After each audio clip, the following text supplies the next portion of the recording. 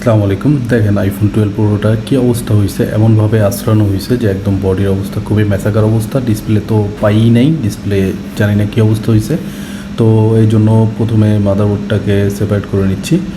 তো motherboard separate করার জন্য উপরের যে স্টিকারগুলো আছে ফোমের স্টিকারগুলো রিমুভ করে নিতে হবে। তো প্রথমেই বলে নেই আজকের এই ভিডিওতে একটা সারপ্রাইজ আছে। তো পুরোপুরি ভিডিওটা দেখবেন, তাহলে সারপ্রাইজটা বুঝতে পারবেন এবং একটা বড় ধরনের গিফট চ্যালেঞ্জের বিষয় আছে। তো অবশ্যই পুরোপুরি ভিডিওটা দেখবেন। তো ভিডিওটা দেখলে আপনারা বুঝতে পারবেন। এর আগে যারা অংশগ্রহণ করতে পারেন নাই তাদেরকে বলবো এবার আপনারা একটু অংশগ্রহণ করবেন। আসলে গিফটটা মুখ্য বিষয় না, মুখ্য বিষয় হচ্ছে যে আপনারা সবাই একটা কম্পিটিশনে অংশগ্রহণ করছেন এবং পাশাপাশি একটু আনন্দ করা, এই আর কি। দেখেন কি অবস্থা, যে একদম কয়েল টয়েল সব ভাঙা উঠে গেছে। তো এটা এখন মাইক্রোস্কোপের নিচে দিয়ে দেখবো কী অবস্থা। দেখেন যে প্রিন্টের একদম বাজে অবস্থা হয়ে গেছে। আমার যতটুকু মনে হয় যে 70% প্রিন্ট মাদারবোর্ড থেকে ড্যামেজ হয়ে গেছে, প্লাস নিচের মাদারবোর্ড থেকে অনেকগুলা কম্পোনেন্ট ভাঙা একদম উঠে গেছে। সিপিইউর সাইডের যে দেখেন আপার বোর্ডে যে এই সাইডের আরেপ টারেপগুলো সব একদম খুলে গেছে, প্লাস মাদারবোর্ডের অবস্থা তো দেখতেই পাচ্ছেন, খুব বাজে অবস্থা। তো এই ধরনের আছাড় খাওয়া বা আছাড় দেওয়া বোর্ডগুলা বা হ্যান্ড অফ হয়ে যে বোর্ডগুলো ড্যামেজ হয়, এই বোর্ডগুলোর অনেকেরই ডাটা ইম্পর্টেন্ট থাকে। তো অনেকে মনে করেন যে আসলে এগুলো রিপেয়ার করা পসিবল না। তো আসলে এখানে 4টা আইসি খুবই জরুরি, যে 4টা আইসি যদি ভালো থাকে তাহলে আপনার ফোনটা ডাটা সহ রিকভার করে এবং পুনরায় চালানোর মতো করা খুবই প্রয়োজন। তো আমার এখন যে কাজটা করতেছি, এই কাজটা আসলে কাস্টমারের ডাটা খুবই ইম্পর্টেন্ট, এই জন্য ডাটা রিকভারির জন্য আমরা কাজ করতেছি। তো 4টা আইসির ভিতরে এখন যে আইসিটা কাজ করতেছি বড় আইসি, এটা তো সিপিইউ। যারা টেকনিশিয়ান ভাইরা আছেন তারা তো অবশ্যই জানেন, এবং যারা ইউজার আছেন ফোনের তারা হয়তো জানেন না। তো এটা হচ্ছে সিপিইউ। তো সিপিইউ খুবই ইম্পর্টেন্ট। সিপিইউ যদি ড্যামেজ হয় সেক্ষেত্রে আসলে ফোন রিপেয়ার করা কোনো ওয়ে থাকে না আইফোন বেসিক্যালি, এবং অ্যান্ড্রয়েডে অনেক ফোন আছে যেগুলো রিপেয়ার করা যায় না। তো সিপিইউটা সুন্দর করে আমি রিমুভ করে নিচ্ছি। রিমুভ করে পরে দেখবো যে প্রিন্টগুলো সব কানেকশন পয়েন্টগুলো ঠিক আছে কিনা। তো আমি দেখতে পাচ্ছি কানেকশন পয়েন্টগুলো সব ঠিক আছে। তো সিপিইউর পাশাপাশি যে আইসি আরেকটা জরুরি আছে, সেটা হচ্ছে স্টোরেজ আইসি। যে আপনারা স্টোরেজ সম্বন্ধে যদি বলি, স্টোরেজের ভিতরে আপনার টোটাল সিস্টেম ফাইল এবং ডাটা সম্পূর্ণটাই রিজার্ভ থাকে। তো ডাটা রিকভারির ক্ষেত্রে অবশ্যই স্টোরেজ আইসিটা খুবই জরুরি। স্টোরেজ আইসি নষ্ট হয়ে গেলে ফোন হয়তো চালু করা যাবে কিন্তু ডাটা সহ রিকভার করা যাবে না। এটা হচ্ছে বেসব্যান্ড আইসি। বেসব্যান্ড আইসি অবশ্যই জরুরি নেটওয়ার্ক সচল রাখার জন্য, কারণ বেসব্যান্ড আইসি আইফোনের পরিবর্তনযোগ্য নয়। তো আমাদের বেসব্যান্ড আইসিটা আল্লাহর মতে ফাটে নাই বা ভাঙে নাই, এই জন্য বেসব্যান্ডটা রিকভার করা যাবে। পাশাপাশি এখন যে আইসিটাই করতেছি এটা ওয়াইফাই আইসি। তো ওয়াইফাই আইসি পরিবর্তনের আগে করা যেত না, এখন পরিবর্তন করার একটা সলিউশন আসছে, কিন্তু সেটা এখন পর্যন্ত বাংলাদেশে এসে পৌঁছায় না। আশা করি খুব শীঘ্রই চলে আসবে। জানি না এটা কতটা ব্যয়বহুল হবে, কিন্তু সলিউশন যেহেতু আসছে আলহামদুলিল্লাহ। তো এই ধরনের অনেক ফোন ছিল, গত অনেক বছর আমরা এটা নিয়ে অপেক্ষা করছি, ওয়াইফাই সলিউশন কবে আসবে। ফাইনালি চায়নার কয়েকটা টিম এটা নিয়ে কাজ করে সলিউশনে আনতে সক্ষম হয়েছে। তো এখন স্টোরেজ আইসি এবং অন্যান্য যে আইসিগুলো আছে ক্লিন করে নিব। তো ব্রোকেন ফোন বা ডেড ফোন থেকে ডাটা রিকভারি বা ফোনটা সচল করার জন্য সিপিইউ, স্টোরেজ, ওয়াইফাই আইসি এবং বেসব্যান্ড আইসি মানে নেটওয়ার্ক সেকশনের যে আইসিটা আছে, এই 4টা আইসি খুবই জরুরি। তার পাশাপাশি সিপিইউর জন্য থাকে সিপিইউ ইপিরম। এটা ছোটো আইসি, যার কারণে এটা নষ্ট হওয়ার চান্সেস বা ভেঙে যাওয়ার চান্সেস কম থাকে। আর দ্বিতীয় হচ্ছে বেসব্যান্ডের জন্য বেসব্যান্ড ইপিরম, যেটা বেসব্যান্ডের সিরিয়াল নাম্বার বা ডাটা এটা আসলে এনক্রিপ্টেড বা সিকিউরিটির মাধ্যমে প্রোটেকশন করা থাকে। এই আইসিটাও জরুরি। এটাও ছোটো আইসি, যদি ভেঙে যায় বা নষ্ট হয়ে যায় সেক্ষেত্রে বা হারায় যায় সেক্ষেত্রে আসলে নেটওয়ার্ক আর কখনোই আসবে না। তো এই 2টা আইসি আসলে খুবই জরুরি। এই 2টা ছোটো আইসি নষ্ট কম হয়। তো তারপরও আসলে খোলা এবং ফিটিং করার ক্ষেত্রে অবশ্যই কেয়ারফুল থাকতে হবে যে এই 2টা আইসি যাতে কোনোভাবে নষ্ট না হয়। আর এই 4টা আইসি পাশাপাশি 2টা ইপিরম যদি ভালো থাকে সেক্ষেত্রে ফোন ডাটা সহ তো রিকভার করা যাবেই, তার পাশাপাশি ফোনটা আবার ইউজের অবস্থায়ও আগের অবস্থায়ও ফিরে আনা সম্ভব, পুনরায় আবার ব্যবহারযোগ্য করা সম্ভব। তো সিপিইউ আমরা ক্লিন করে নিচ্ছি ডিসেলার কয়েলের মাধ্যমে। সিপিইউ রিভলভ করার আগে অবশ্যই সিপিইউটা ক্লিন করে নেওয়াটা খুবই জরুরি। তো এই জন্য আমি যত্নের সাথে এবং নিরাপত্তার সাথে এগুলো ক্লিন করে নিচ্ছি, কারণ আইফোনের সিপিইউ খুবই সেন্সিটিভ হয়, কারণ উপরের যে পয়েন্টগুলো আছে সেটা আসলে একদম ওটা গোল্ড দিয়ে করছে না কপার দিয়ে করছে আমি সঠিক জানি না, কিন্তু একদম কপারের উপরে বা গোল্ডের উপরে যেটাই বলেন না কেন একদম লেয়ার, ওরকম কোনো শক্ত পিসিবি ইউজ করে নাই, যার কারণে সাবধানতার সাথে না করলে লাইনগুলো ড্যামেজ হওয়ার সম্ভাবনা খুবই বেশি থাকে। তো এখন আমি বেজওয়ান আইসিটাকে প্রসেসিং করে নিচ্ছি। প্রসেসিং করার পরে ডিসোলার কয়েল দিয়ে ওটা একদম ক্লিন করে নিব, যাতে রিভলভ করতে আমার কোনো ধরনের প্রবলেম না হয়, বল উঁচু নিচু না থাকে। এরপরে আমি ওয়াইফাই সিটাকেও সেম প্রসেসে ক্লিন করে ডিসোলার কয়েল দিয়ে একদম লেভেল করে নিব, যাতে রিভলভ করতে আমার কোনো সমস্যা না হয়। তো আমি যে পুরস্কারের কথাটা বলছি সেটা হচ্ছে এই ভিডিওতে যদি মিনিমাম 200 শেয়ার হয়, সেক্ষেত্রে 200 শেয়ারকারীর ভিতর থেকে লটারির মাধ্যমে প্রথম পুরস্কার থাকবে হচ্ছে গিয়ে একটি ফ্লুকের 101 মাল্টিমিটার। সেকেন্ড পুরস্কার থাকবে একটি ভালো মানের মাল্টিমিটার ক্যাবেল, যেটা আমি ব্যক্তিগতভাবে নিজে ইউজ করি, এবং একটা আর্ট নাইফ, যেটা দিয়ে সিপি অথবা অন্য আইসি তোলা হয়। আর থার্ড পুরস্কার থাকবে একটা ওয়াইসিএসের ড্রাগন প্যাড, সাথে হচ্ছে আইফোনের 6 থেকে 16 প্রো ম্যাক্স পর্যন্ত 1 পিস করে রিভলভ প্যাড।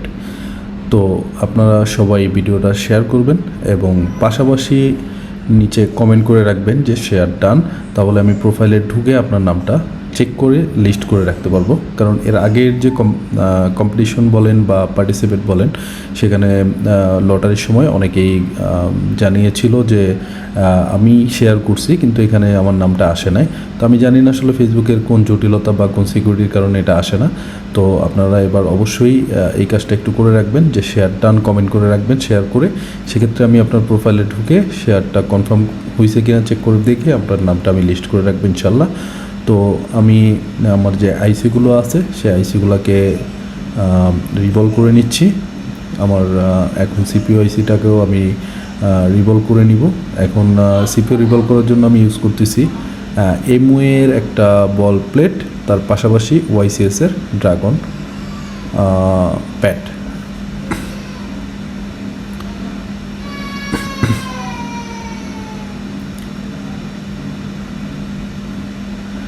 কম্পিটিশন গিফট এটা আসলে গিফটটা আসলে বড় বিষয় না, আপনারা আমাকে ভালোবাসেন এই জন্য শেয়ার করবেন। আর এটা হচ্ছে ভালো লাগা ভালোবাসা একটা আনন্দের আয়োজন করার চিন্তা করেই আমি আসলে এই গিফটের ব্যবস্থাটা রাখছি, যাতে একটা মজা হয় বা একটা উৎসাহ হয় এই চিন্তা থেকেই।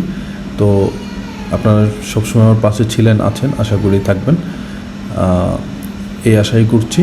তো এখন সিপিওটা রিভলভ হয়ে গেলে আমি সিপিওটা আমার একটা ফ্রেশ যে মাদারবোর্ডে আমি বোর্ডটা সোয়াইপ করতেছি, সেই বোর্ডে হচ্ছে সিপিওটা আমি লাগিয়ে নিব। তো সিপিও লাগানোর জন্য এখন আমি হট গানের ইউজ করতেছি কুইক 861DW, টেম্পারেচার 340। তো সিপিওটা সুন্দরভাবে প্লেসিং করে লাগাইতে হবে যাতে ডান বাম না হয়ে যায়। তো আমি সিপিওটা সুন্দর করে লাগাই নিচ্ছি।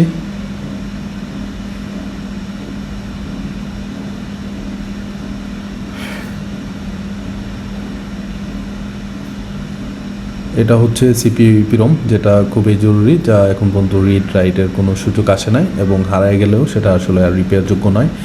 আর লটারির লাস্ট ডেট যেদিন আমাদের লটারিটা হবে সেটা হচ্ছে 27 রমজান, মানে ফেব্রুয়ারি মাসে আমাদের মাহে রমজান শুরু হবে ইনশাল্লাহ।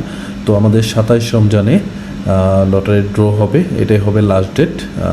এই কম্পিটিশন বলেন বা এই গিফটের ব্যবস্থার যে সুযোগটা আছে এটার শেষ সময় থাকবে।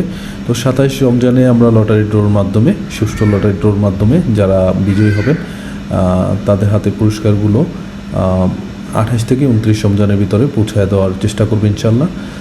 তো আপনারা সবাই পাশে থাকবেন এবং শেয়ার কমেন্ট করে সবাই একসাথে যুক্ত হবেন এবং আমাকে যারা সহযোগিতা করেন তাদেরকে অসংখ্য ধন্যবাদ এবং কৃতজ্ঞতা জানাই আপনাদেরকে।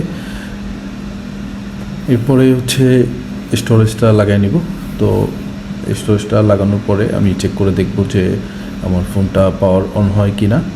তো আমি স্টোরেজ লাগিয়ে নিচ্ছি সেম কুইক 861DW হটগানের মাধ্যমে এবং AR60, টেম্পারেচার 340।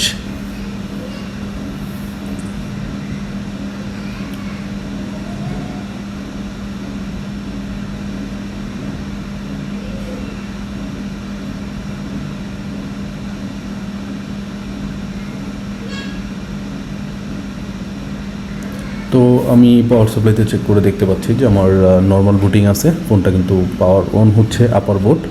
তো আপার বোর্ড কমপ্লিট হওয়ার পরে এখন আমি চলে যাব লোয়ার বোর্ডে। তো লোয়ার বোর্ডটা আমি প্রসেসিং করে রেখেছিলাম, যেহেতু ভিডিও অনেক লং হয়ে যায় এই জন্য সম্পূর্ণ ভিডিওটা আসলে দেওয়ার সুযোগ হয় নাই। তো আমি বোর্ডটা প্রসেসিং করে রাখছি। তো এখন বেসব্যান্ড আইসি এবং ওয়াইফাই আইসি আমি লাগিয়ে নিব। তো মাদারবোর্ড প্রসেসিং করার এর আগে আমি কিছু ভিডিও দিয়েছিলাম, তো প্রয়োজনে আপনাদের যদি প্রয়োজন মনে হয় তাহলে কমেন্ট করে জানাবেন, তাহলে আমি পরবর্তীতে মাদারবোর্ড প্রসেসিং করার যে ডিটেলস থাকে সেই ডিটেলসে ভিডিও দেওয়ার চেষ্টা করব।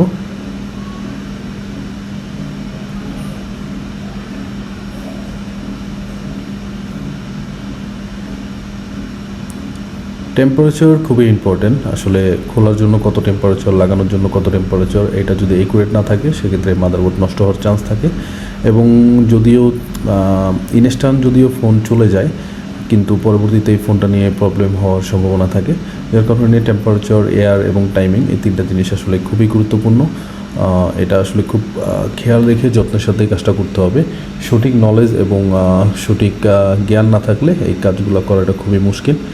তো আপনারা অবশ্যই এই কাজগুলো ট্রাই করার আগে কিছু নষ্ট বোর্ড দিয়ে প্র্যাকটিস করে তারপরে করার চেষ্টা করবেন ইনশাল্লাহ। এরপরে মাদারবোর্ডের লেয়ারটা আমি সাইডে ক্লিন করে নিচ্ছি, আপার বোর্ড এবং লোয়ার বোর্ডটা যাতে আমি সুন্দরভাবে লাগাইতে পারি।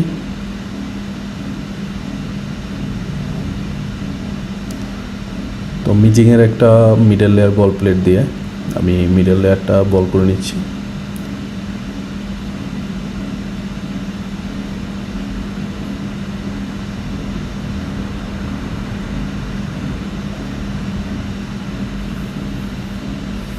এই যে কুইক, এখন আমি কুইক 857 ডিগ্রি হটগানের মাধ্যমে যে বলগুলো আছে সেগুলো করে নিচ্ছি।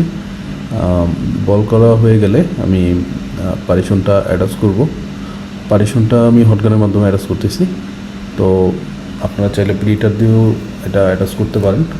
তো আমি এখন হটগানের মাধ্যমে অ্যাটাচ করতেছি। তো প্রিটার দিয়ে অ্যাটাচ করলে অবশ্যই আপনি কোন টেম্পারেচারের বল পেস্ট ইউজ করছেন মিডল লেয়ারে ওই টেম্পারেচার ভিত্তিতে প্রিটারের টেম্পারেচার রেখে আর নিরাপদের সাথে কাজটা করার চেষ্টা করতে হবে।